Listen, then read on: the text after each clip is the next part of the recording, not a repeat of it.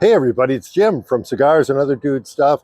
Today I am reviewing the Aksum by Foundation Cigars, and that is spelled A-K-S-U-M. It's pronounced A-X-U-M, and it is named after an ancient civilization where Ethiopia is right now. And we're talking a long, long time ago, because one of the things about this Aksum civilization that was in what is now Ethiopia is that they hold the famed Ark of the Covenant. And I don't know if that's the same one Indiana Jones is chasing or not, but it is the Ark of the Covenant. And supposedly it's still there, guarded by priests 24/7. Supposedly the Ark of the Covenant was brought to the Aksum civilization by King Solomon and the Queen of Sheba. So it's a long time ago. My mom always used to say to me, "What do you think I am, the Queen of Sheba?" I have no idea what, I had no idea up until now what that meant. But anyway, the Aksum is a new name. Up until February of 2024, this was called Metapa. And that was M-A-T-A-P-A, I think. And it was named for the birthplace of a famous Nicaraguan poet. And for some reason, according to Foundation Cigars press release in February of 2024, they said there was a conflict with intellectual property. What that could have possibly been with Metapas, I don't know. But anyway, long story short, we're smoking the Aksum today. This is, I'm not sure the size of this. It's about 5.5 inches by 48 gauge. So it's a fairly narrow cigar. I would say it's pretty close to a Robusto size. One thing about Foundation, and if you're not familiar with Foundation Cigars, they make the Wise Man and the Tabernacle. Charter Oak is kind of their mid-price line that's very popular and very good. Also the Olmec. And one thing that they don't do is they don't label whether it's Maduro or their standard wrapper, which on this is an Ecuadorian-grown Sumatra wrapper. And it makes it very difficult. You kind of have to have it in good light and to know what you're buying. And even if you go, I bought this at my local cigar store, and even if you go to your cigar store, it's not labeled there. It's kind of a crazy way of doing things.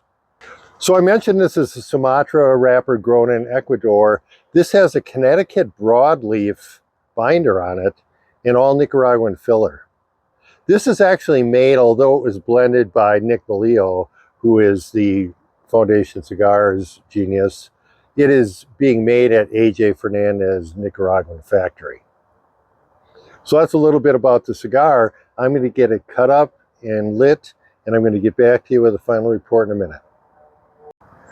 All right, I am back smoking this Aksum from Foundation Cigars. This is the Claro version. I think I mentioned that earlier. I had smoked the Maduro version when it was Metapa, and I actually really liked it a lot, which is why I decided, and I didn't review it because I said, I'm not going to review this one, I'll just smoke it. I went, oh man, I wish I had reviewed it.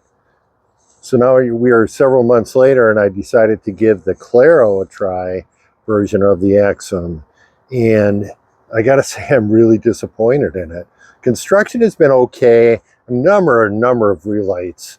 It's a little bit challenging. It's a little breezy today, but it's not terrible. So I had a number of relights on. I took a picture of some of the canoeing that was going on. There was actually a bit of tunneling at the beginning too, which I did not take a picture of. It wasn't too serious. It went away pretty quick. But burn has been okay. Draw was pretty tight for the first third and has loosened up a little bit as it's gotten further down. Believe it or not, I mean, I don't think I'm even a half an hour smoking this. Maybe half an hour tops, which in this cigar cost me 14 bucks at my local cigar store. I don't feel that's a good value. Taste-wise, it has not been anything special at all. Sumatra is kind of a semi-sweet, flat tasting kind of wrapper, and I was hoping the broadleaf binder on it and the Nicaraguan filler would kind of give it some kick. I would say it's medium. I'll give it a 6 out of 10 for body, but that's pushing it. Maybe a 5 out of 10 would be more accurate. So it's just really kind of a medium cigar. There's just not that much to it. It's kind of a leather base, and it has a little bit of dried fruit taste to it. But I mean, that's about it. It's not, doesn't taste complex to me.